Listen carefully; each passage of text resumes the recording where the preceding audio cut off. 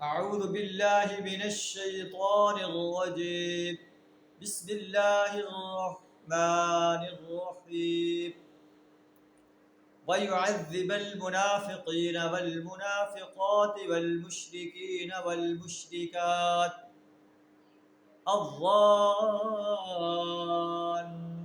بالله ظن السوء عليهم دائرة السوء وغضب الله عليهم ولعنهم وأعد لهم جهنم وساءت مصيرا صدق اللہ العظیم۔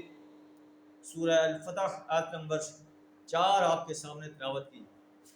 اللہ فرماتا ہے کہ یہ سکینت ہم نے اہل ایمان پر نازل کی کہ وہ ثابت قدمی کے ساتھ صلح حدیبیہ کے اس معاہدے پر قائم رہے، اس معاہدے کو تسلیم کیا، نبی صلی اللہ علیہ وسلم کی نافرمانی نہیں کی۔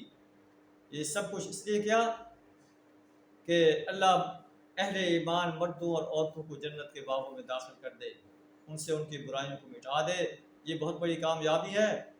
اور منافقین مردوں اور عورتوں کو، مشرک مردوں اور عورتوں کو عذاب دے جو نبی صلی اللہ علیہ وسلم اور اہل ایمان کے بارے میں یہ خیال کر رہے تھے کہ یہ واپس زندہ نہیں لوٹیں گے، ان کے بارے میں برے گمان کر رہے تھے۔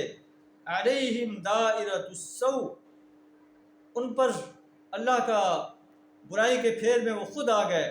غضب اللہ علیہم، اللہ کا غضب ہو ان پر، اللہ کا غضب ان پر ہوا۔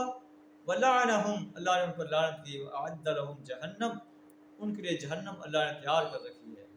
وساءت مصیرا، اور یہ بہت ہی برا ٹھکانہ ہے۔